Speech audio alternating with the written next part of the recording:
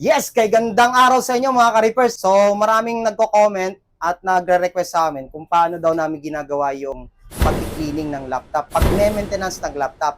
So sa araw na to ay meron tayong subjects. So subject for overall deep cleaning. So paano ba ginagawa yung overall deep cleaning, you know? So yung overall deep cleaning, so nililinis yon hindi lang yung loob, pati yung physical na appearance ng unit. Kung dusty or kung super sticky or maraming stain. And then yung sa loob, sa heatsink, tsaka sa motherboard, kung merong dust doon na naka-stored. And then dun sa may fan, kailangan mawala yung dust. So talagang binaback to zero talaga yung condition.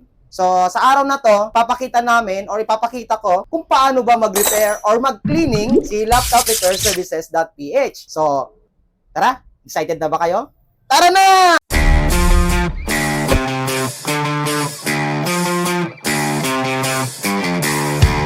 So ganito. So meron tayong tanggap ditong MSI, tingnan nyo 360 Hz yan, and then i7 na I think 12 gen or 13th gen, tapos RTX na GPU. So kung sa specs pa lang, makikita nyo na napaka high-tech or napaka-upgraded or napaka-pricey itong laptop na to. Makikita nyo mamaya na itong board na to, i-dip natin sa liquid ultrasonic na to. So, papakita ko sa inyo kung paano siya ginagawa, no? So, isa-isay natin. Simula sa pag-disassemble, and then pag-process ng cleaning, and then pag-assemble. At saka, pag-thermal paste na rin, papakita ko na rin sa inyo mamaya. So, eto na. So, nakikita nyo, buhay yung laptop, and then, ibabalik natin siya ng buhay. And then, mapapansin nyo dito, medyo dusty, no? Yan. So, bali, pa-proper shutdown ko lang. Oops. Okay, patay na yung unit. So, which is, bini-verify ko lang sa inyo na buhay talaga yung laptop. Pinakita ko, mayroon siyang display. So, mamaya, ganun din. Dapat may power din siya. Upon process pagkatapos ng cleaning. No? So, dapat yun maging outcome natin. So, ngayon na. Okay? Start na natin i-disassemble yung unit. So, sa pag-disassemble ng unit, kailangan, una, hindi lagi sa ibaba yung LCD. So, dapat nakaganito siya. And then, ganito na talaga siya. Hindi mo na siya pwedeng i-close. Kasi kapag ang LCD na sa ilalim, so, prevention lang naman din to. Kapag ang LCD na sa ilalim, maaari kasi siyang ma-damage. So, kailangan ihiwalay natin siya. Position ng pag-disassemble is ganito. Ganito ang pag-proper. No? So, dito sa video na to, makakuha kayo ng tip kung paano talaga nililinis yung unit. At hindi dapat natin siyang pwedeng gawing bara-bara lang. Kasi itong unit na to, mamahalin at dapat ang paglinis nito, dapat may konting ingat. Parang binibaby mo siya. Siyempre, so hindi lang naman tayo nakakapag-appreciate ng halaga ng laptop. Mismo yung owner or yung user, mahal na mahal talaga nila tong laptop na to. So tayo rin bilang technician, tip ko lang din, na kailangan maibigay natin yung best na para maging malinis siya. And then regarding naman sa expectation ng customer, dapat ma-meet ni customer yung cleaning. Dapat malinis na malinis. Ito na yung makabagong process ng paglilinis. Hindi na to tulad dati na which is traditional, brush ng konti, and then meron lang gagamitin eraser, tapos assemble, tapos maglagay lang ng paste. So dito, tuturuan namin kayo kung paano talaga siya kinikare or mini-maintenance ng maayos. So, tara! So, una ang gagawin natin ay gamit tayo ng gloves. So, for sinasabi nila anti-static para hindi mamatay yung unit. So, totoo lang, matagal na ako sa electronics at saka electronics ako. So, hindi naman ako naniniwala doon. Pero, wala naman mawawala kung mag-gloves tayo. So, prevention lang din yon. Para at least maiwasan natin magkaroon ng fingerprint sa loob ng motherboard. Para maiwasan. Kasi itong skin natin, nagpo-produce kasi siya ng acid. So, yung acid na yon, which is once na matransfer siya sa mga hardware or dito sa may metal, kakaroon ng kalawang yung mga contact sa board. So, kakalawangin siya dahil doon sa ating acid sa skin. Kailangan mag-gloves tayo. Prevention is better than cure. Nice. So, dito na. Okay. So, tanggalan natin. So, naka-unscrew na itong likod. And then, tanggalan natin yung kanyang cover. So, yan. Remove na. Tingnan nyo kung ano bang meron. First of all, kailangan naka-disconnect tong battery. And then, pansin nyo dito, sobrang dusty na ng fan. Yan. Diba? Sobrang dusty. So, medyo maalikabok na rin yung motherboard o yung PCB board. So, which is request ni customer dahil para masustain pa yung life nito. Tsaka para at least confident siya na magamit niya ng matagal. So, kailangan i-deep clean daw yung unit.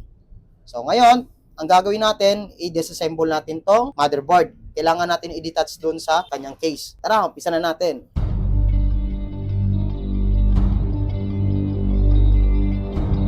So, sa napapansin nyo, may naka-stack na mga dumi dito sa may fan, which is, cause kasi yan sa alikabok. So, which is naipon na siya dyan. Kung i-base natin sa time frame, paano na dumikit yung alikabok dyan, base natin sa time frame na normal na electric fan sa loob ng bahay. Yung electric fan sa loob ng bahay natin, within 3 months, barado na yun siya. Paano na kaya yung laptop natin, na which is, meron siyang mechanical na fan, no? Ang electric fan sa bahay nyo ay nagbabara siya sa loob ng 3 months, same din dito sa laptop. So, kaya, yun yung naging time frame or time age ng unit na meron ng alikabok na kumakapit within 3 months. Pero sa laptop, paano ba? Paano ba malalaman yung maintenance stage ng unit? So, depende yan sa paggamit ng user at paano siya gumamit at saka depende rin sa environment sa paligid. Pero bago ang lahat, bago kayo magpa-cleaning, kailangan mapacheck nyo muna sa technician. Kailangan mabuksan muna yung unit. So, ito na ngayon. So, napapansin nyo, so nakikita nyo, cracky na yung kanyang pads. So, big sabihin cracky ng kanyang pads is expire na siya, no?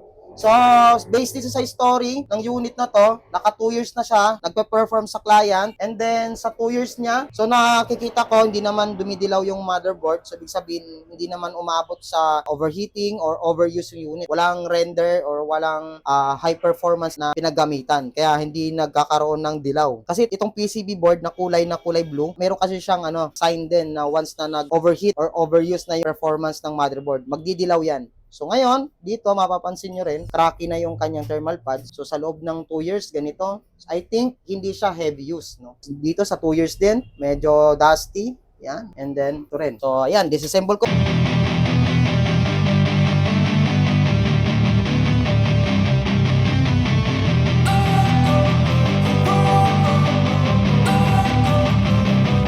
Don't wanna sleep in, cause I got something to prove. I gotta take what I hate and finally make a move. I think of you and all the shit you don't do. Well, I'ma make hella sure that I don't become you. I have no regrets, yeah, I'll tie up my chest. I'll never forget what it's like to be in debt. Been stabbed in the back bed, I'll show you what happens. Pass me the mic and I'll show you with action. I feel this pain, you already know. Turn that to gains, let my money show. I've got these things that I can't let go. Watch me turn this life into something that you could never own. I feel this pain, you already know. Turn that to gains, let my money show. Natin siya dun sa unit at saka yung kanyang heatsink. So papakita ko sa inyo yung normal na ginagawa ng mga technician or yung mga IT kung paano nila nililinis yung unit, ha. Tingnan natin, pagkumpara natin kung ano yung mas satisfied na cleaning versus doon sa ginagawa namin. So, ang papakita ko sa inyo kung paano normally siya nililinis, no? Example lang din, yung fan, ang ginagawa nila, binabrush-brush yung fan. Sabihin natin, let's say, tanggal na alikabok. Minsan, kadalasan sa mga common, no, traditional, sa mga Kotek natin dyan. So, which is, nagbibigay lang ako ng tip, video na ito na yung makabagong paglilinis. Hindi na yung tulad dati. So, itong thermal pads, meron tong expiration. Ang purpose nito, for transmittal ng temperature, galing dun sa chip, papunta dito sa heatsink. Pero kapag i-recycle mo siya na gamitin, hindi na siya ganun ka-conductivity. Kasi ito, which is malalaman mo, yung quality ng pads is medyo malambot siya, clay, no? Kapag cracky na siya at dry na siya, hindi na siya good for reuse ulit. Kailangan palitan talaga. Kapalit-palit pa ako. Mamaya papalitan natin to. So very common sa mga tech at saka tips ko lang din sa mga user, kailangan yung palitan yung pads na ganito. So hindi pwedeng i-reuse kasi mas mura pa yung thermal pads kumpara dun sa madamage yung unit na or yung motherboard nyo. Mas mahal. Yung costing ng board is napakamahal. Tapos, itong pads is napakamura lang. Di naman siya as in sobrang mahal. Nasa worth of 800 pataas na ganito, kailangan nyo siyang i-afford. Kasi yung may mga class A nito, or yung mga, kumbaga, temporary lang, which is may mura, 150, 300. So, which is yung mga ganon, yung conductivity ng temperature, hindi masyado siyang reliable, no? Sa mga ganitong unit, ha? Kasi gaming to, mataas to magbigay ng temperature. So, brush, linis, nire-reuse lang yung pads, pero sa atin, pinapalitan natin yan. So, ito yung ginagawa nilang normal, no? Sa normal, hindi naman nila binababad yung motherboard sa ultrasonic, pero dito sa atin, binababad natin. let's say, sige, sabihin natin, ito na yung sinasabi ko sa normal na technician na ginagamit. Okay, sabihin natin gumagamit din kayo ng ganito. So, try natin ha. Try natin i-figure out kung lilinis ba. And then, brush. Linis. Tingnan natin kung totoo ba talaga nakakatanggal. So, kung mapapansin nyo sa gilid, meron pa rin siyang mga dust. Kahit na-sprayan mo siya, kahit malinis na siya sa paningin natin, pero meron pa siyang mga dust. So, ano bang mga purpose niyan? Bakit may mga dust? Sa totoo lang, kailangan kasi talagang free dust yung LEC nito. Kasi pag once na meron pang naka-stick dyan na dust, in the long run, hindi lang yung time frame niya, once na instead na dapat maipunan ulit siya ng dust sa loob ng 3 months, baka 1 month pa lang, puno na siya ulit. Kasi hindi na siya tulad nung brand new na pag brand new kasi makinis yung LEC. So kapag makinis yung LEC, pag may nahigop siya na alikabok, dudulas lang siya. Tatapon niya yan. Pero kapag sa state na ganito, meron pa rin siyang naka-stick na konting dust, didikit pa rin dito. Kailangan ma-meet natin na super smooth or clean yung LEC nito. So, dapat free dust. Wala nang dust sa loob. So, yun yung differential sa mga normal. At hindi lang doon. Kasi, hindi lang naman ang subject dito ay LEC. Kung paano mo siya nililinis. Ang kailangan dito is yung ventilation ng heatsink. Hindi lang yung fan ha, yung ventilation. So, meron siyang tinatawag na ventilation tube dito sa heatsink. Kailangan malinis natin yan at dapat walang alikabok sa loob. Ang function ng fan is nandito yung intake tapos nandito yung exhaust. So kapag between dito sa may heatsink at saka yung fan, barado na sa gitna dito sa tube. Sabi natin nag-intake na, nalinis mo na. Pero FYI, meron pang tube or meron pang window or meron pang ventilation dito na kailangan ma-prevent natin. Dapat walang alikabok. So disassemble natin tong heatsink para makita.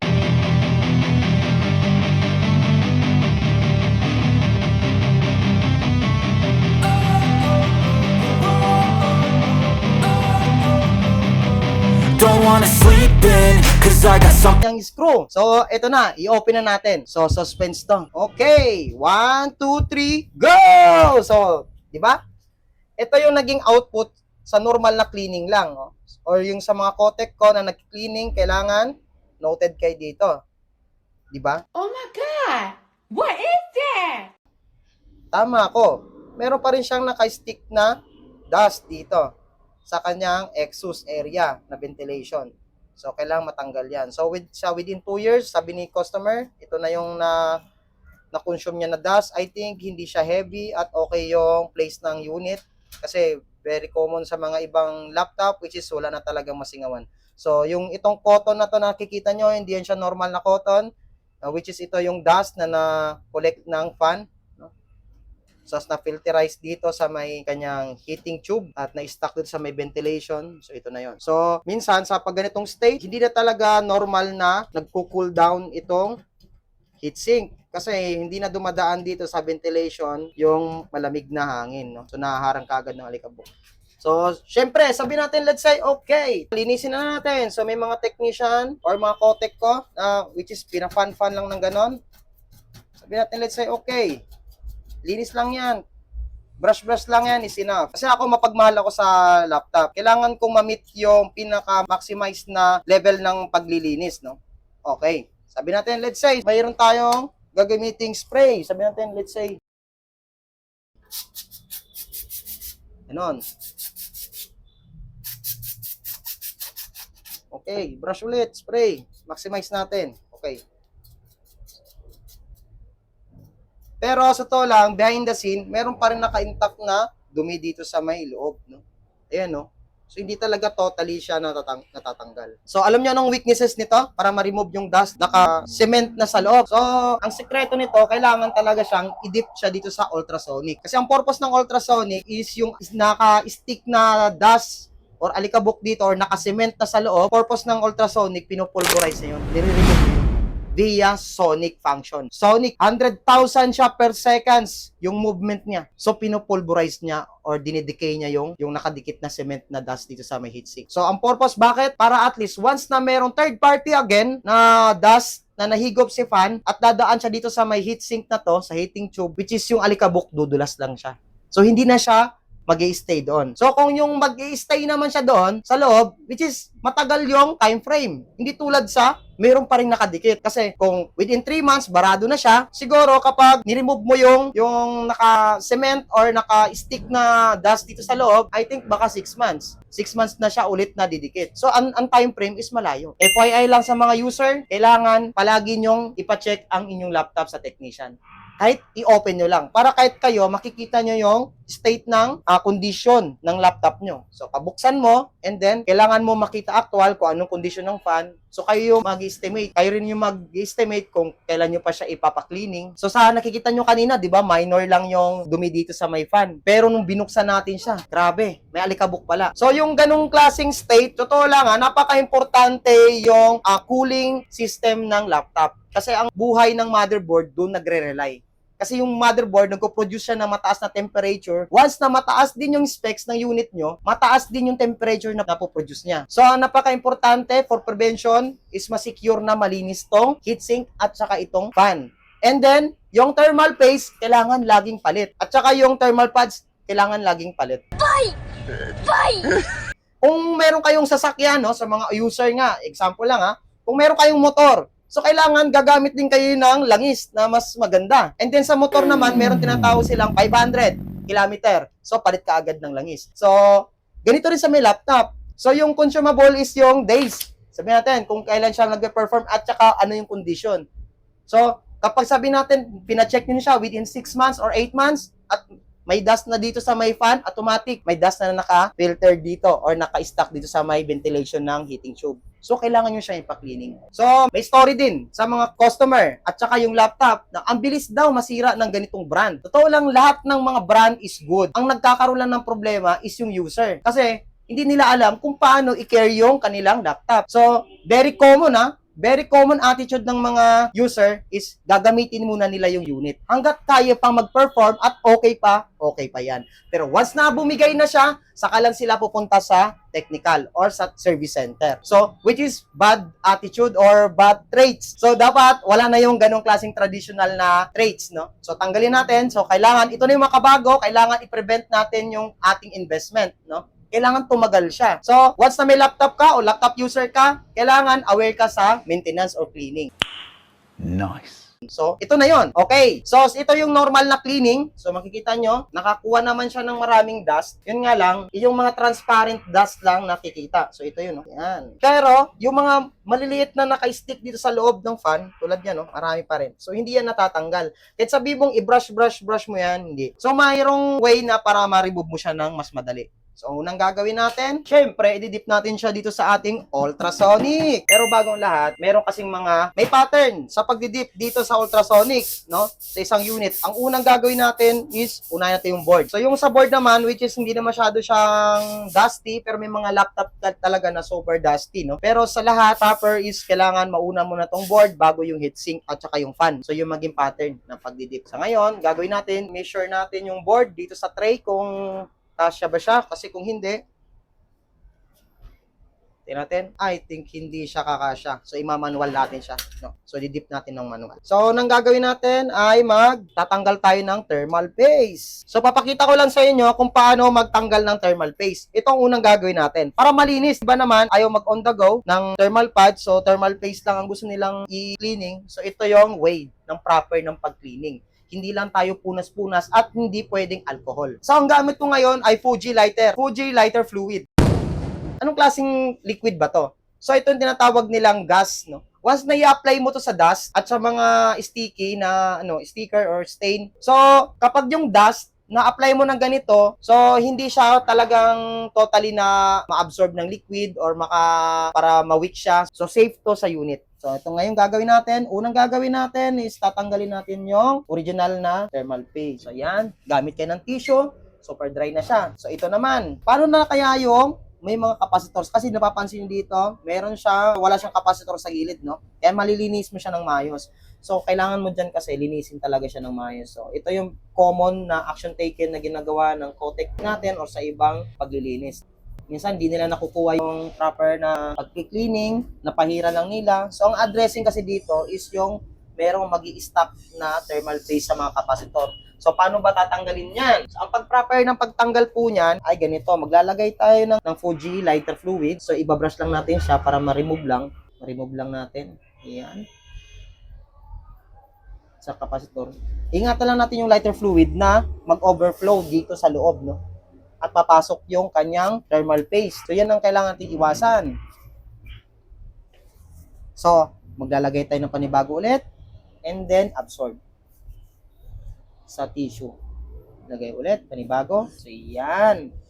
So, ganun ang paglilinis ng thermal paste dito sa chip na to. Ay, meron pa pala.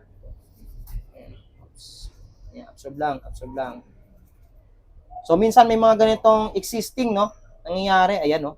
Pumasok na siya sa loob. So, meron naman din bang way na pagtanggal niyan? So, ang pagtanggal din ng ibang way dito, igagamit sila ng ganito.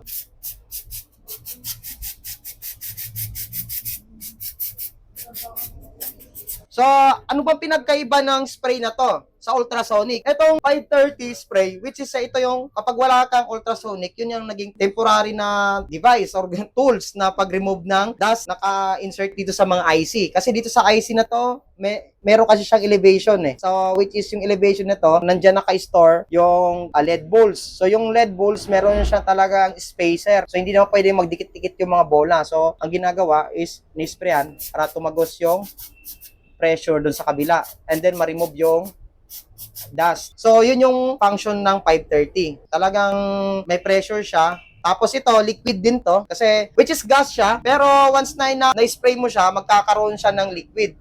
So, lalamig yung board. So, mag-weak yung dust kung merong man siyang nakadikit dyan or nag-cement na siya or nag-stay na siya ng matagal. So, which is maabsorbahan ng dust yung liquid, no? Yung gas na to, kasi magko-convert siya ng liquid din. I-absorb na yung liquid sa paligid sa hangin. Kaya minsan pag napapansin nyo, para siyang yellow. Ayan, no? So, ito yung condition ng linis. So, hindi pa nagtatapos doon. So, napapansin nyo, medyo madumi pa siya. Hindi siya light, no? Kung yung mga capacitor, hindi pa masyadong light. So, yan, no? Hindi pa masyadong malinis yan. So, mamaya, kailangan natin siyang ilagay sa ultrasonic. And then, mamaya, pagka-output nito, doon natin malalaman kung ano talaga yung outcome ng ultrasonic.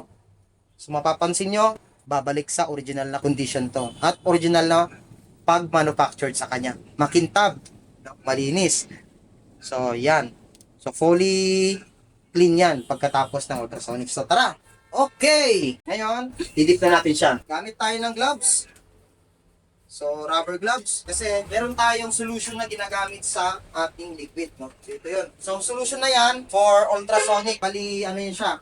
Stain removal. Tsaka, meron din siyang rusty. Pero, hindi siya yung mataas yung acid niya. Tara, samahan nyo ako dito. So, yan, yung board. Ang ginagawa ko dito, hindi ko muna siya dinidip ng todo. Hindi ako naglalagay ng solution. Nilalagyan ko lang yung solution, yung mga part na may IC, no?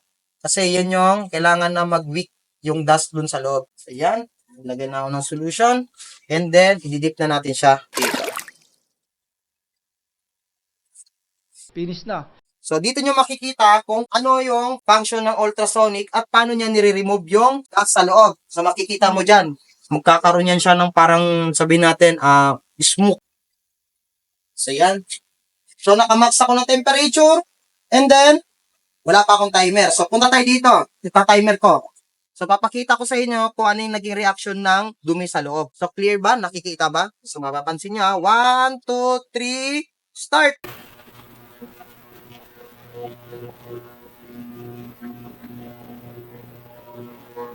So, di ba? Nakita nyo? Ganyan ang reaction. Akala nyo lang siyang malinis, pero nakikita nyo, mayroon pang dumi na naka-insert sa loob ng IC. So, napaka-importante yan. Ang galing! Ang galing!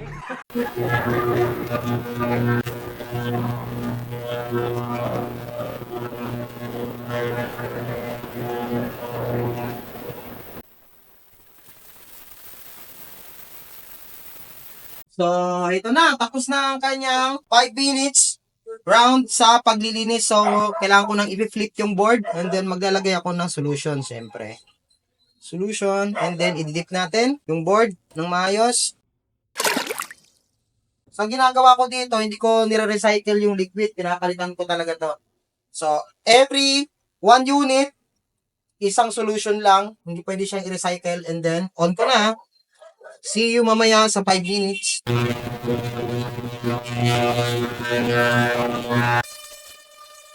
Okay, after 5 minutes again, remove na natin tong kanyang motherboard.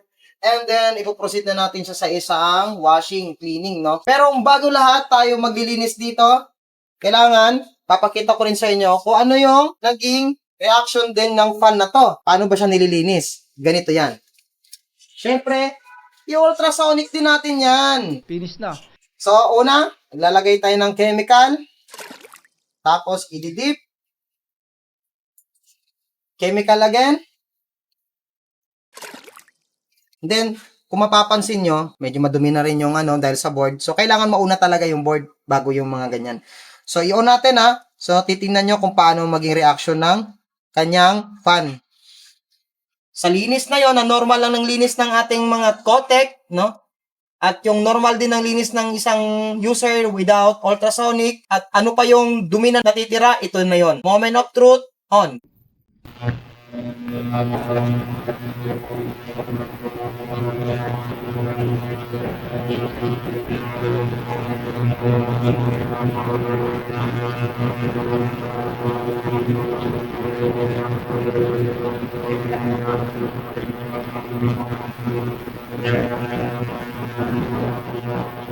So, hindi lang dyan. Bali ito na rin. Itong kanyang heatsink. So, kailangan maglagay tayo ng solution dito sa kanyang heating tube. Ventilation. So, ngayon, ididip natin siya. Tingnan natin kung paano siya magre-remove ng alikabok. So, malinaw ba? Alam ko malabo na yung tubig. So, yan yung dumi na nakolekta niya.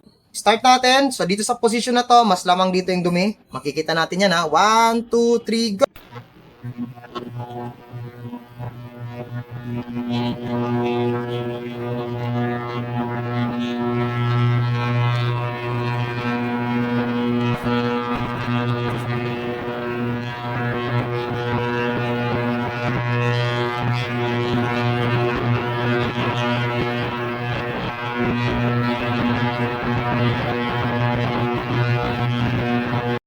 Yes, so bali tapos na ang kanyang 5 minutes round.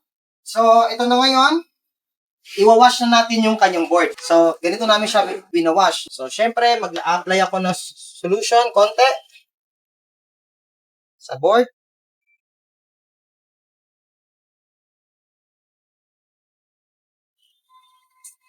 And then, syempre, ano bang klaseng tubig na ginagamit ko? Nawasa pa rin. So, babrush ko lang siya. May nagsasabi, uy, sira na yan. Kasi binasa mo.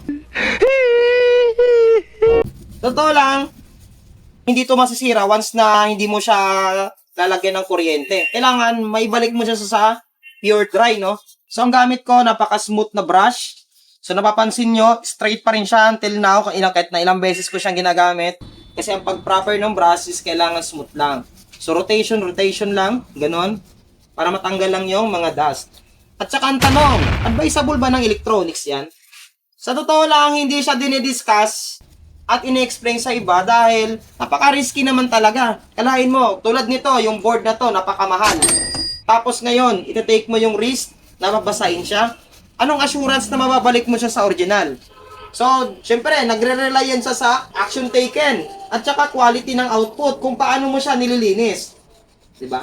Hindi porket na binasa mo lang siya, dun lang at normal lang na drying lang. So, kailangan may proper na way na para ma-dry mo siya ng maayos para at least mabalik po original yung condition ng board.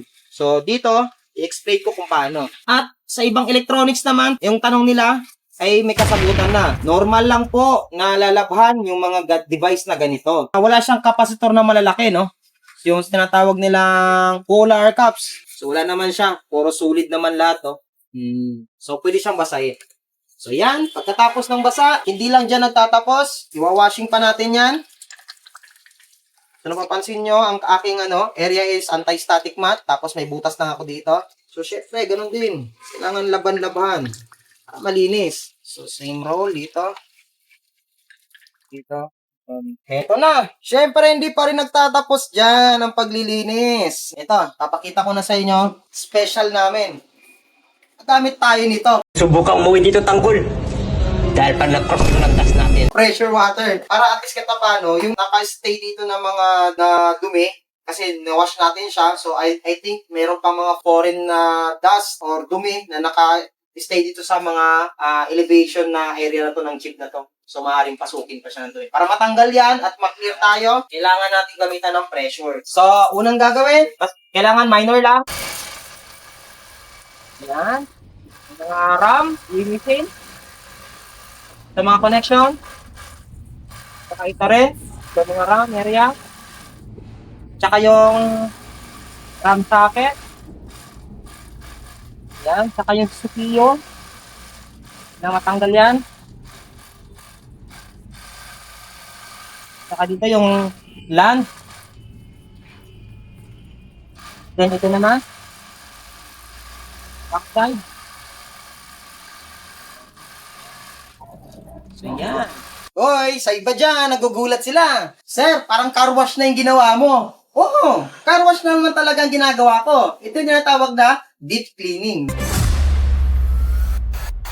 So, pagka-take a risk pa kayo, yung unit na to ay napakamahal. Take note i7 to na 11th gen to 12th gen or 13th gen. Tapos GTX napakamahal. Which is expert na kami at maraming beses na kami gumagawa ng ganito. Prove na namin, pag na washing na, gamit yan. So, hindi pa rin yan nagtatapos. Gamit tayo ng air pressure para ma-remove yung mga liquid na naka-stay dyan. Blow!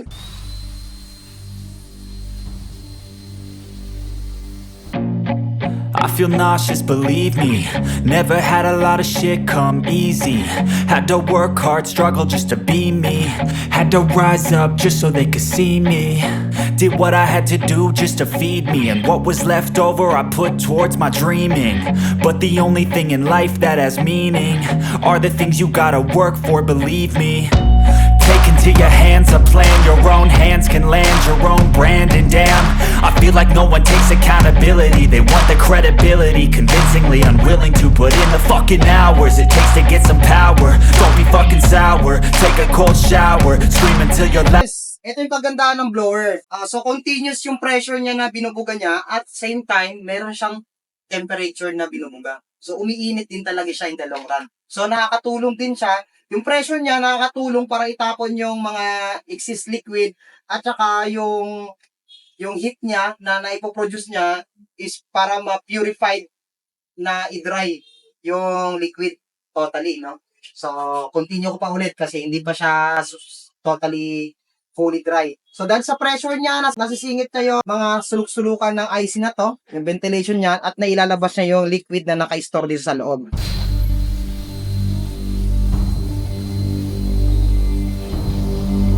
Eto na, napapansin nyo? Kumikintab na yung mga LED, di ba? Kasi wala na yung mga stain na dumikit. Ganda! Sana all. Woo! At saka, confident tayo na wala na talaga naka-insert dyan na dumi. Dito sa RAM area ng GPU, tsaka itong GPU chips, kasi sa loob may ventilation yan. At saka dyan, sa may processor, wala na. Memory RAM slot at lahat ng mga socket. So, at kahit dito sa USB, malinis na siya, oh. Sobrang kintab. Ang galing! Ang galing! So, which is nakalinis na natin to. Proceed na tayo doon sa fan at saka heatsink. So, ito na yon. Grabe, ang linis! Wow naman! Kumintab, oh. Light copper. Siyempre, dito pa lang sa output, nakikita mo na yung kulay niya. Nag-improve siya. Bumalik sa kanyang condition na pagka-brand new. No? Kailangan gumamit ng protection. Gloves protection. Grabe, linis, oh. Hindi pa yan, mamaya. Okay, isa na yung isang fan. Wow! Balik bagong alindog. Same rule. Washing, brush. So, alam nyo na napaka-linis ng output ng ating ultrasonic. So, disclaimer lang, sa mga iba dyan na sobrang arte na natin sa paglilinis. Bakit? Gusto naman ng mga ibang client na malinis ang kanilang laptop, no? Yung ventilation, no? Grabe, oh. Linis, oh. Back to brand new. Yung una, nangingitim to. Pero ngayon, super light copper color na siya. Balik to brand new. Ayan, oh. So, okay na tayo sa linis. Brush konti. Limitan na natin ng tapos dito rin, yung kapi-importante sa ventilation. Saka dito rin.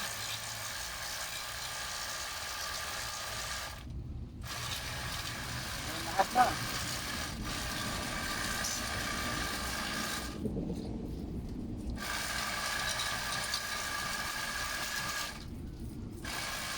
Ito rin.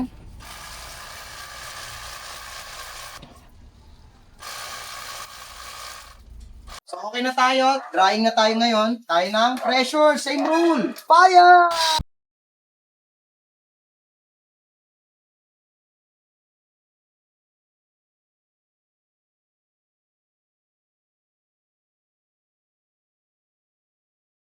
Kanina sir, hindi nakikita yung tagos niya na. Ayun no. Ito, ventilation.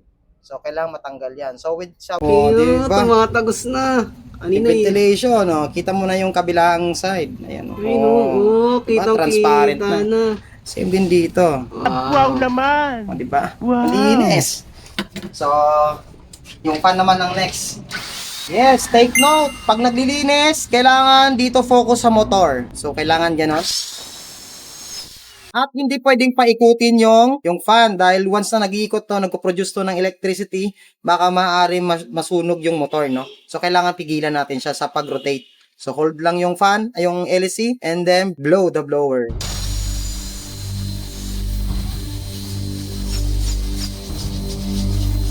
May pressure na nga na hangin, may init pa. So, talagang dito, masu-super dry na talaga siya.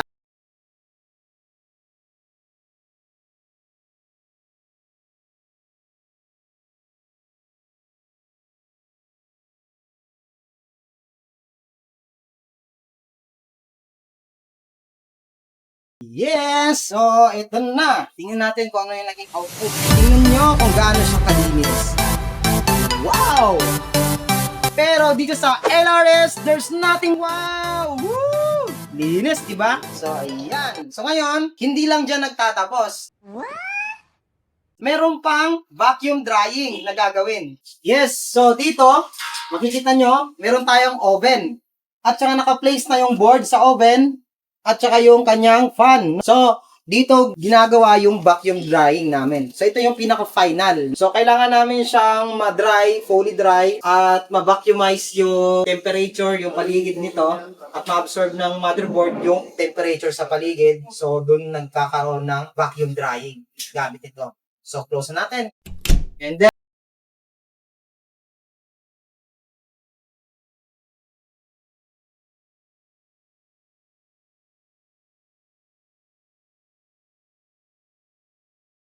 ito na yung outcome sa 5 minutes. So, nakikita nyo, meron ng fire yung contact. So, ganun siya. And then, i-stay lang natin siya ng matagal dyan sa board para ma-vacuumize yung liquid na naka-store pa sa mga chipset. So, vacuum drying, close, and then, so balik tayo, 2 minutes. Yes, ito na. Tapos na yung 2 minutes. Ang pag-antay natin. So, may init pa yung board. So, napapansin nyo, ito talagang fully dry na siya. So, ito yung safe stage. Kahit sabihin natin, nilabhan natin tong board na to, at binasan natin, at gamit pa natin yung nawasan na tubig, kaya natin siyang maibalik sa original na condition. So, napapansin nyo dito, napakakintab niya, malinis na, at nakikita nyo naman sa previous kung paano na-decay or natunaw yung mga dumi na nandito sa IC na to, sa ilalim niya. So, yan, parang brand new, no fingerprint. Siyempre, ito rin, yung fan. Napakalinis, Walang nakalagay na mga dumi-dumi. Alikabok, free dust siya, And ito na rin, itong maliit na fan. So, kumintab din yung niya, naging brand new, no fingerprint. Pero, hindi pa tayo tapos. Ang next natin is itong heatsink. Close, and then, power on. Ayan. So, dyan, bali, bina-vacuum dry niya again, itong heatsink. So, sa 5 minutes, and then, sa 5 minutes, i-remove na natin siya. So, ngayon, gagawin natin dito, ay maglalagay na tayo ng thermal paste. At thermal pads ay ito, mga branded, magagandang klaseng mga paste at saka pads. So, gamit nating thermal paste ay MX4, thermal compound. Saka, syempre, ito yung ating thermal pads. So, papakita ko sa inyo kung ano yung proper na thermal paste saka thermal pads. So, which is, itong ginagamit ko, para siyang clay.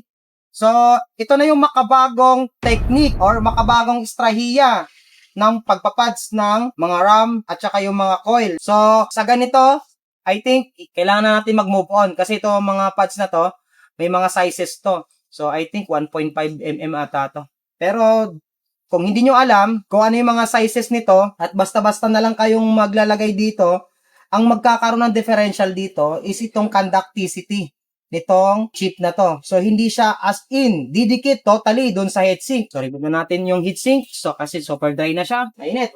So, ito na yung final outcome ng cleaning. Ito yon, no? Ito yung sinasabi ko. Kapag iba yung pad size ng nilagay nyo dito sa kanyang RAM, magkakaroon ng differential ng transmittal. Ang proper niya, kailangan dumikit itong IC na to dito sa contact ng heatsink. So, dapat sobrang dikit.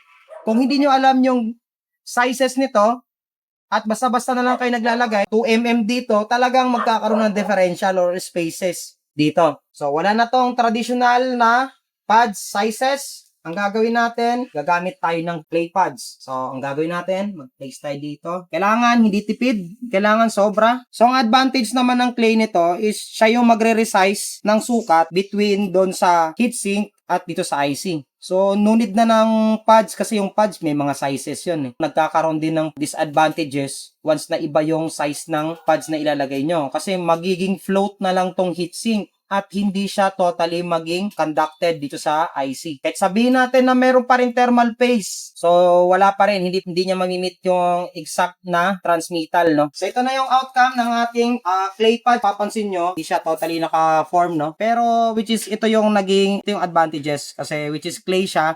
Once na i-place natin tong kanyang heatsink, bali, magpa-flat na ng kusa yung pads. At magre-resize siya ng size depend doon sa original form nito.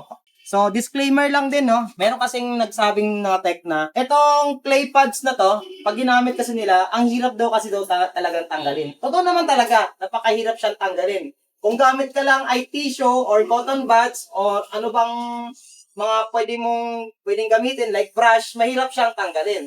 Pero, merong mga way na para matanggal mo siya. So, gamit tayo ng 530. So, ito yung very useful para ma-easy remove yung thermal pads na or clay pads na katulad nito. Sa gamit nito, patatanggal siya ng maayos. At hindi lang yan, syempre ultrasonic na rin. So nakaka-remove siya. Pero kapag wala kang ultrasonic, ito ang pwede mong gamitin na alternative para matanggal. At kapag naglilinis ka ng board, kapag gumagamit ka nito, so bali madadagdagan pa yung confident mo na malilinis mo yung motherboard. Unlike sa blower, brush, o ano pa. So dito, matutulungan mo malilinisan yung IC. Hindi lang IC at saka pag-remove nitong pads. 530 lang. So dito, makikita nyo, ganito siya ina-apply yung clay pads. Yan. So hindi naman siya totally as in size. So alam ko na yung amount niya ilalagay dito na para at least once na ma-place tong heatsink, maging flat na siya. So, proceed tayo sa proper na pagta-thermal paste. So, ang gamit natin ay MX4. So, alam nyo na. So, start na natin. So, unang gagawin is kailangan, huwag kayong pasobra ang lagay. So, ganun lang. Kailangan exact amount. So, hindi kailangan na sobrang dami.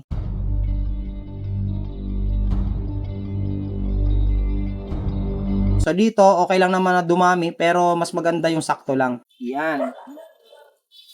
Iko-close ko na. Baka naman, MX4. And then, assemble muna natin tong kanyang heatsink. And then, after ng assemble, so ikakat ko na lang yung video. So, doon na lang tayo sa pag-service test na lang ng unit. So, kailangan ko tong maibalik sa position, tong fan. So, see you mamaya. Bye-bye!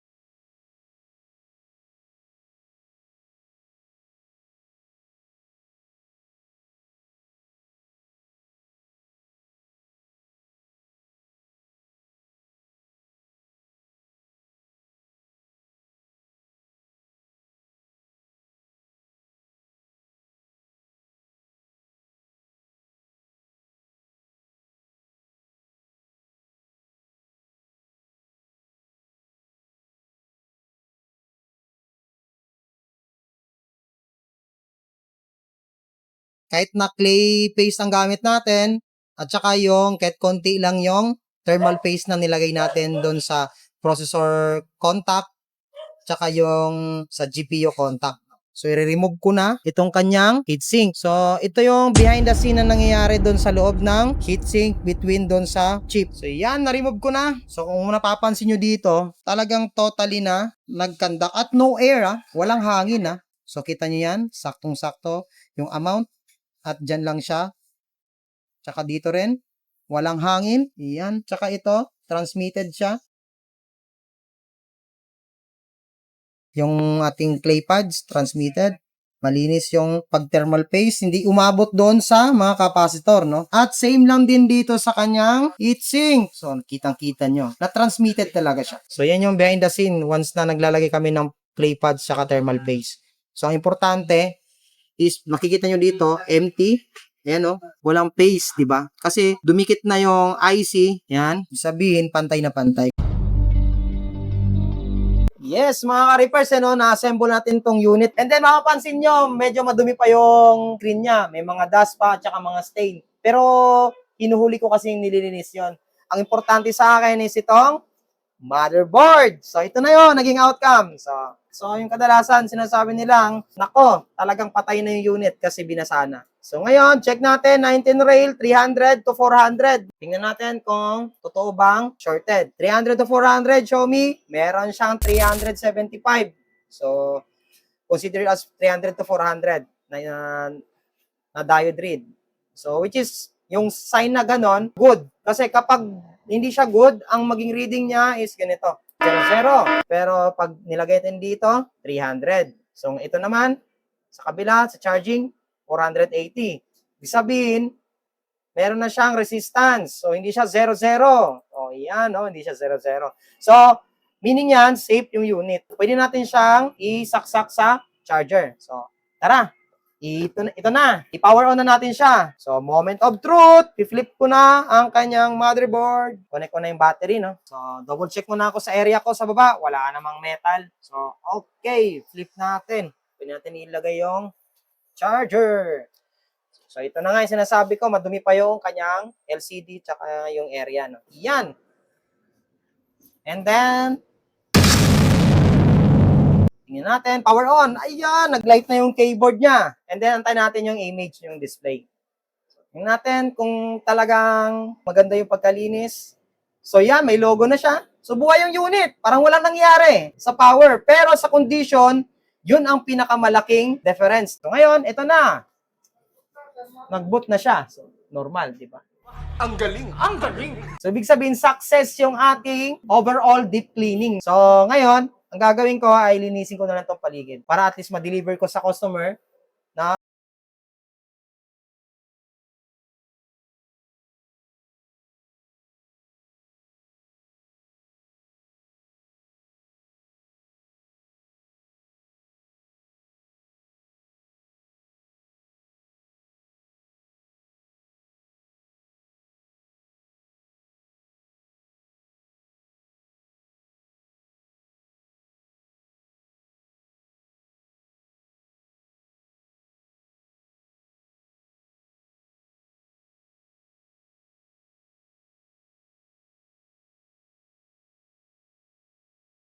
ko itong keyboard ng maayos kasi minsan may mga stain na nakadikit. So, hindi mabasa-basa na natatanggal yan. So, gamit nitong special cotton. Ito yung ginagamit ko pang remove. So, napansin nyo kanina, na-blower ko yung area ng keyboard para at least matanggal yung mga dust dito sa mga keys na na-stock. Dalasan, talagang na-stock yung dust dyan sa mga keys. So, ang gamit ko ng panglinis ay talagang totally panglinis talaga, no? Panlinis ng interior ng sasakyan.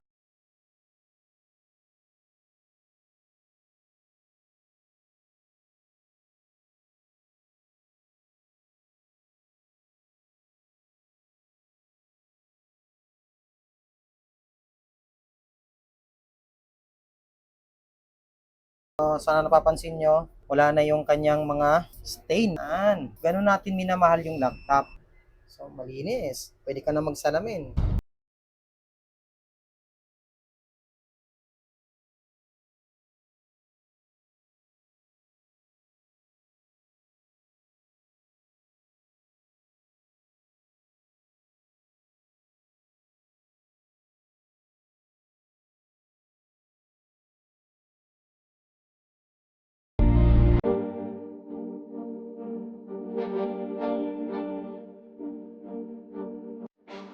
Yes, mga ka-reapers, nandito na tayo sa ating CSR area. So, ngayon, as you can see, ito na yung output ng overall and general cleaning namin. Talagang nilinis namin ng husto. So, mapapansin nyo dito, napakalinis, makintab, maayos, at na-recondition na siya. Fully refurbished na yan.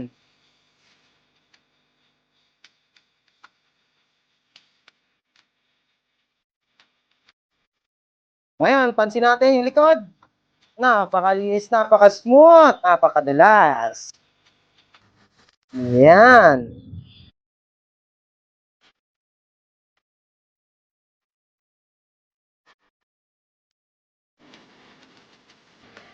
So, ito yung aming outcome sa general and overall deep cleaning. Nakita nyo kung paano natin siya ginawa, step by step, simula nung pag-disassemble, at saka yung dusty stage niya, hanggang nalinis na siya, hanggang na-wash siya, di ba? Upon washing, cleaning, and then drying. So, ito na yung naging outcome. So, dito lang yan sa Laptop Repair Services.ca. At there's nothing wow kapag alam mo na yung ginagawa mo. And then, happy service, happy customer na naman tayo, mga ka-repairs. Thank you and bye-bye!